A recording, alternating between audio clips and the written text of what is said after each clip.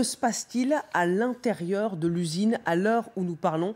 Écoutez le témoignage du DRH de l'usine Azovstal, Ivan Golvenko, qui connaît très bien évidemment les dédales de l'immense aciérie qui s'étend sur plus de 10 km² et qui affirme qu'il y a encore des civils pris au piège dans l'usine. Vous avez certainement entendu que de nombreux civils ont été évacués de l'usine d'Azovstal, mais je tiens à vous dire que c'est une petite victoire et qu'en réalité, il ne faut pas encore avoir beaucoup d'optimisme sur ce que nous avons vu, car en premier lieu, nous savons que chaque évacuation qui était effectuée par les militaires ukrainiens les mettait en péril sous les tirs, car à chaque endroit où les civils étaient évacués en provenance de l'usine, cet endroit était tout de suite cible des tirs des soldats russes. Donc, pour chaque civil évacué, il y a au moins un militaire ukrainien mort. Et ceux-ci méritent le titre de héros, bien sûr.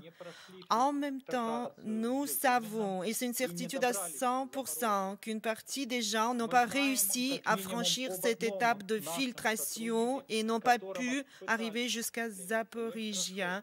Nous avons les informations sur au moins un de nos collègues d'Azovstal qui a subi des tortures avec des tasers.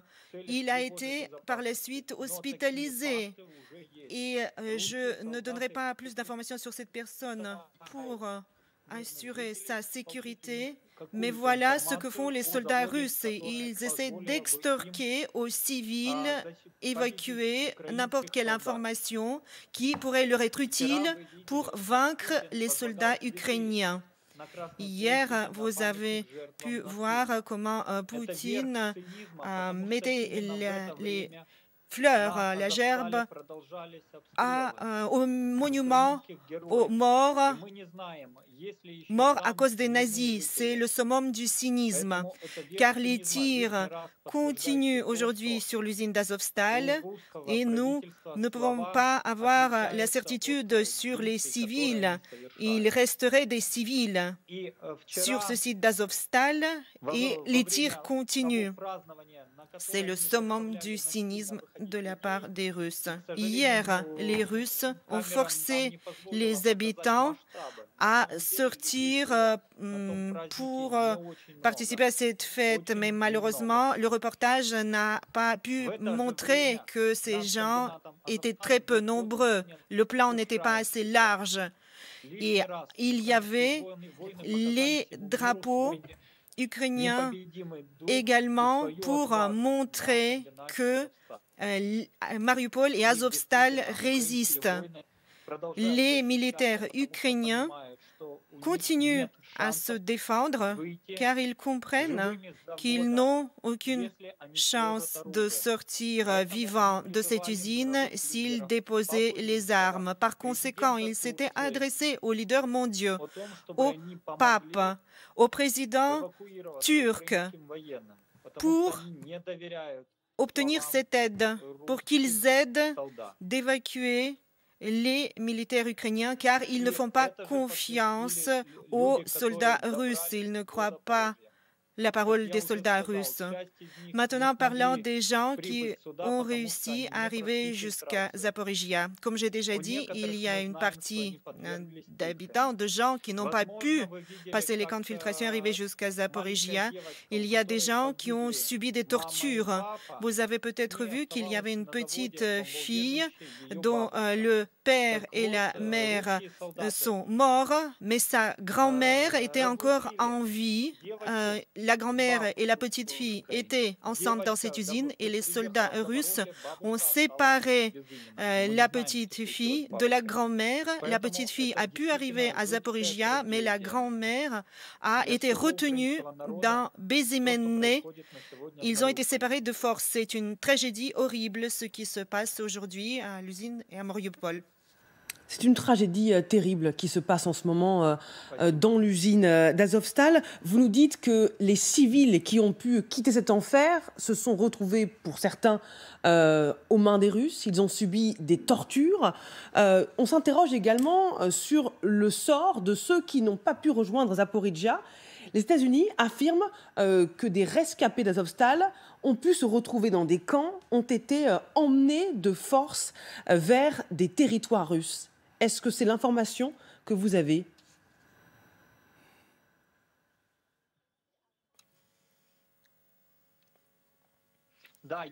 Oui, oui, nous avons les informations qui montrent que les conditions dans lesquelles les gens sont placés font pression sur les gens pour qu'ils partent vers le territoire de la Russie. Mais même les gens qui restent à Mariupol aujourd'hui, vous avez pu voir comment ils devaient faire le ménage dans les rues. Les soldats russes les flanquaient, le fusil à la main, et si ces habitants voulaient manger, ils devaient travailler pour ensuite avoir de la nourriture. Donc, Mariupol se transforme en une sorte de camp de concentration sous les ordres des soldats russes, où les gens sont forcés à travailler pour pouvoir manger en échange de la nourriture. Voilà pour cet entretien réalisé il y a quelques minutes. Mariupol, la résistance de Mariupol, est-ce une humiliation pour Vladimir Poutine? Comment expliquer les difficultés rencontrées par l'armée russe sur le terrain? Pour en parler, Magali Barthès est toujours avec nous, notre spécialiste des questions étrangères. Vincent Hugeux, grand reporter. Évidemment, le général Jean-Marc Maril, général de brigade et historien. Nous ont rejoint en plateau Christine Dugouin-Clément, bonjour, chercheuse en géopolitique pour la chaire Normes et Risques à Paris-Sorbonne Business School et pour le think tank Cap Europe. Je rappelle votre livre sur les conflits modernes, influence et manipulation des conflits armés modernes aux guerres économiques, sorti en 2021 chez VA Éditions. Denis Kolesnik, bonjour, consultant et analyste, spécialiste des questions de sécurité et de défense en Europe centrale et orientale. Et Anastasia Kirilenko, bonjour, journaliste d'enquête indépendante russe, co-réalisatrice du documentaire Poutine le parrain. Avant de nous entendre, je voudrais qu'on fasse un point sur l'état des forces russes et des pertes russes avec vous, Divine. Alors effectivement, depuis le début de l'invasion en Ukraine, on estime qu'entre 180 000 et 200 000 soldats russes ont été mobilisés sur le terrain, principalement dans l'est et dans le sud du pays. Plus de 22 000 d'entre eux seraient morts selon Kiev. Selon le Pentagone, on serait plutôt entre 10 000 et 15 000 soldats tués. Alors le Kremlin a reconnu des pertes importantes, mais le seul bilan qu'il a été donné par les autorités russes, eh bien c'est ce chiffre, 1351 soldats tués. C'est un bilan qui date du 25 mars dernier. Et depuis, aucun chiffre.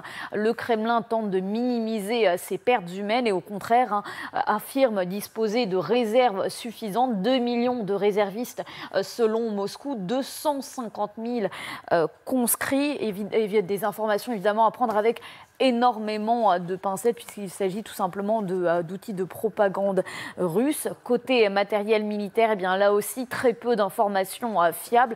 Moscou ne communique pas sur le nombre de chars mobilisés depuis le début de la guerre ou le nombre d'engins utilisés. En revanche, on peut avoir un ordre d'idée en constatant eh bien, les pertes. 3514 engins russes auraient été détruits depuis le début de la guerre selon un site indépendant qui recense toutes les destructions, avec notamment 635 chars qui auraient été détruits, 26 avions, 41 hélicoptères mis hors état de nuire. Et au total, eh bien, l'armée russe aurait perdu jusqu'à 25% de ses capacités initiales de combat depuis le début de cette guerre. Merci beaucoup, Nivine. Les Russes ont perdu un quart de leur capacité de combat. C'est énorme, Vincent, au bout de 2 mois et demi de guerre. Alors, il y a évidemment une bataille de chiffres sur les pertes russes. Kiev parle de plus de 20 000 morts. Le Pentagone, autour de 10 à 15 000. Bon, les soldats, la Russie parle de 1000 soldats morts, ça paraît peu crédible. Après le bourbier afghan, le bourbier ukrainien ? Alors, ces précautions méthodologiques ayant été énoncées, on doit garder à l'esprit que l'armée russe, en dépit de ses errements opérationnels depuis le début, dispose toujours d'un potentiel énorme en termes d'artillerie. Et d'ailleurs, on en a la preuve dans le Donbass aujourd'hui. Maintenant, sur la question des effectifs, je serai un peu plus circonspect.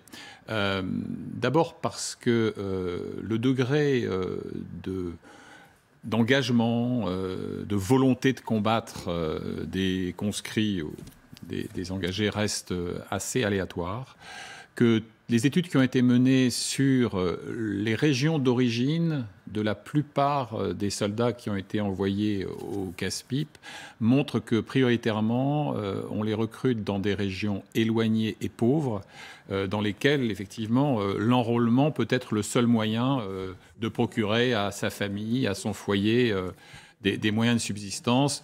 Donc là encore, le degré de motivation reste aléatoire. Et enfin, sur les effectifs, on ne peut pas raisonner uniquement en termes quantitatifs. Si vous avez une section, un groupe et a fortiori une unité qui ont été décimés dans les combats, avec un ratio en général de 3 blessés pour un mort, donc en fait de 4 soldats hors d'état de combattre, il ne suffit pas de remplacer 10 ou 50 par 10 ou 50 autres. Encore faut-il que ces derniers soient formés, puissent s'intégrer, s'incorporer à une section, etc., avec des modes de fonctionnement, avec une expertise, etc. Et puis, il faut encore une fois qu'il y ait un moral suffisamment élevé et intense pour aller au carton, alors que vous avez en face de vous des frères ou des cousins slaves. On vous explique que ce sont des nazis. Je ne suis pas sûr que tout le monde puisse acheter cette affirmation, et qui par ailleurs, eux, défendent leur territoire, leur maison, leur nation, même si Moscou a continuellement, depuis le début de ce conflit, nié à l'Ukraine le mérite et le droit d'exister. Donc tout ça fait qu'il reste une énorme incertitude sur l'issue militaire, notamment de l'épreuve de force engagée dans le Donbass, mais que, me semble-t-il, plus le temps passe, plus la donne se complique. C'est très bien de matraquer à l'artillerie, mais si les armements lourds fournis par les Occidentaux continuent de parvenir, même en partie, si vous avez cette usure en termes d'effectifs, ces problèmes de chaîne de commandement qui n'ont pas été résolus malgré la nomination, voilà 2 semaines, d'un général nommé Dvornikov qui est censé coordonner ce qui n'avait pas été beaucoup depuis le début, tout ça laisse planer quand même de très très lourdes incertitudes sur la cohérence du dispositif militaire russe. Général ? Je serai plus nuancé. Je n'ai pas toutes les informations, je ne suis pas dans la tête des généraux russes. Mais quand on annonce 25% de pertes du potentiel militaire russe engagé en Ukraine, il faut savoir que dans les ABAC français, une unité qui a perdu 10% de ses effectifs est neutralisée. Donc, ça vous paraît énorme comme chiffre, oui. Un quart de perte. Oui. Ensuite, par expérience, je sais que quand j'étais en Afghanistan, j'y suis allé à 2 reprises, et j'ai travaillé avec les Américains. Et jusqu'à l'arrivée du général Petraeus, la façon dont les Américains comptabilisaient les pertes chez les talibans était tellement large que finalement ils avaient tué plus de talibans qu'il n'y avait de talibans sur le terrain. Parce que quand ils étaient accrochés par une 50aine de talibans, ils ripostaient, ils considéraient que les 50 talibans étaient morts. Donc je pense que dans les calculs, quand ils voient un véhicule détruit, ils considèrent que l'équipage est détruit. Et donc tout ça, ça peut générer une distorsion des chiffres. Du côté russe, c'est 1300 tués après 2 mois de guerre, c'est pas possible non plus. Donc c'est comme les manifestations en France. Vous avez la préfecture de police de Paris qui donne un chiffre, les syndicats un autre, et quelque part, c'est au milieu de tout ça que se trouve une certaine vérité. Magali ? Ce qui est sûr, c'est que ces pertes russes vont devenir à terme un problème pour Vladimir Poutine. Parce qu'il va falloir faire revenir les corps des soldats, ou en tous les cas, les familles savent bien que leurs enfants disparaissent. Donc, et d'ailleurs, je noterai que hier, lors du discours de Vladimir Poutine sur la place rouge pour le défilé du 9 mai, il a eu des mots, déjà pour les enfants de ces héros, comme il les appelle, de ces héros de guerre. Il faut se souvenir quand même qu'après 10 ans de guerre en Afghanistan, l'URSS dit avoir perdu 15 000 hommes. Il me semble que ce sont les chiffres, 15 000 hommes, en disant, ça c'était officiellement. Le bilan officiel initial. Mais ce qui est certain, c'est que les mères de soldats ont fait basculer, ont obligé le pouvoir soviétique à se retirer, parce qu'il y a une pression à ce moment-là de l'opinion publique, au-delà des chiffres, même si on peut les discuter, mais au-delà des chiffres, il y a un ressenti dans l'opinion publique russe de ces pertes, et ça peut véritablement poser un problème à Vladimir Poutine. Denis Kolesnik. Écoutez, pour les chiffres, en général, je partagerai les opinions déjà exprimées, mais je dirais que personnellement, je m'appuie sur des chiffres publiés par les Ukrainiens, mais pas des soldats russes morts, mais des soldats ukrainiens morts. Et donc, environ il y a un mois, les Ukrainiens ils ont publié des chiffres, c'était entre 3 et 4 000 hommes, donc Ukrainiens tués par les Russes. Et donc, on peut, grosso modo, multiplier ces chiffres par 5, ce qui va nous donner environ 15 000 troupes russes morts. Où s'ajoute, bien évidemment, encore, on peut rajouter par chaque soldat, justement ce qui est évoqué, 3 soldats blessés, donc mis hors le combat. Donc, les chiffres sont quand même énormes. On peut faire des comparaisons avec l'Afghanistan, enfin, le nombre de troupes soviétiques tuées au cours des 10 ans de la guerre en Afghanistan. Ou, par exemple, ça fait 6-7 ans déjà de la campagne russe en Syrie. Ils ont perdu des dizaines de troupes là-bas et quelques avions, je crois. Donc les pertes quand même sont très très lourdes pour les Russes, et on le voit d'ailleurs pourquoi les Russes ils n'arrivent pas vraiment à percer ni en direction des Zaporizhzhia, ni en direction de Mykolaiv, ni même dans le Donbass. Les forces russes commencent également à payer le prix des sanctions occidentales sur le terrain. Elles souffrent de problèmes d'approvisionnement à court de missiles guidés à cause de l'embargo sur les composants électroniques qui frappent la Russie. Est-ce la preuve, Christine Dougoin-Clément, que les sanctions occidentales, elles portent leurs fruits? On a beaucoup dit, elles ne servent à rien, c'est trop timide. Eh bien là, elles ont des conséquences très concrètes sur l'armement russe.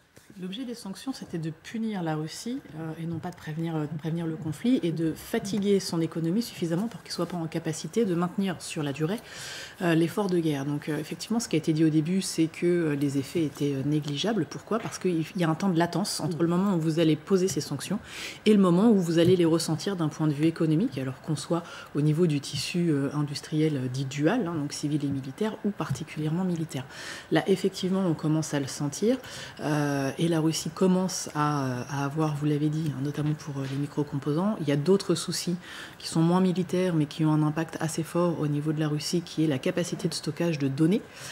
Ça peut paraître anodin comme ça. Or, si vous n'avez plus de capacité de stockage de données, eh bien, c'est des pans entiers de votre système, notamment financier ou économique, qui s'effondrent. La conséquence, c'est que ça a eu pour corollaire de pousser la Russie à relâcher certaines lois de surveillance sur Internet, notamment celles qui avaient été prises en 2016, donc les fameuses lois Yaroyava. Pourquoi ? Parce que vous ne pouvez plus stocker toutes les données. Pour les surveiller, vous êtes obligé de faire un choix. Donc, encore une fois, on est sur des questions de choix. Il y a cette problématique-là. Pour revenir peut-être 2 minutes sur le volet humain, au niveau des pertes russes, il y a quand même des choses à noter. La première, c'est qu'il y a une grosse campagne qui est relancée, notamment pour avoir du volontariat, alors principalement dans les régions orientales, on pourra parler de la Sibérie, comme vous le disiez, et où là, les demandes sont quand même de 200 personnes par région, par semaine. Donc c'est colossal. Vous ne faites pas ce type d'effort de levée si vous n'avez pas besoin de renflouer vos troupes. Donc il est vrai qu'on a toujours des problématiques au niveau de la lecture des chiffres, ce qui est classique dans tous les conflits du monde pour des raisons différentes, politiques, structurelles, simplement de capacité de comptage, tout bêtement. Mais on a quand même des éléments qui montrent ce point-là. Deuxième point, il y avait pas mal de conscrits. On est en seconde vague de conscription. Donc il y a 2 vagues de conscription en Russie, automne et printemps. Or, ils vont devoir relâcher un certain nombre de conscrits. Le président russe a annoncé que ces conscrits, hommes de 18 à 27 ans engagés pour 1 an, ne seraient plus sur le conflit. Il va bien falloir trouver ailleurs de la capacité humaine, parce qu'effectivement, il y a un poids au niveau de la population, mais concernant le comité des mères de soldats, particulièrement actif dans la fin des années 90 et notamment pendant les guerres de Tchétchénie, elles ont été particulièrement muselées et on les entend beaucoup moins à partir de maintenant. Ce qui veut dire que si vous ajoutez une société civile, alors un corpus social spécifique type mère de soldats muselés, une population qui vit dans un espace informationnel relativement clos, où on vous explique que vous êtes dans un espace assiégé et où la seule possibilité de lutter et d'ailleurs de mener une guerre juste, puisque la rhétorique est une guerre juste, et de suivre le pouvoir et de maintenir, vous aurez une latence avant d'avoir tout, quelque part, une population civile qui remonterait. Donc il y a effectivement les horloges tournent pour tout le monde, mais cette problématique humaine est à prendre en compte et laisse aussi une opportunité de, non pas de contre-attaque, mais potentiellement de contre-offensive ukrainienne dans la partie Est. C'est-à-dire, Kirilenko, votre analyse sur les difficultés de l'armée russe?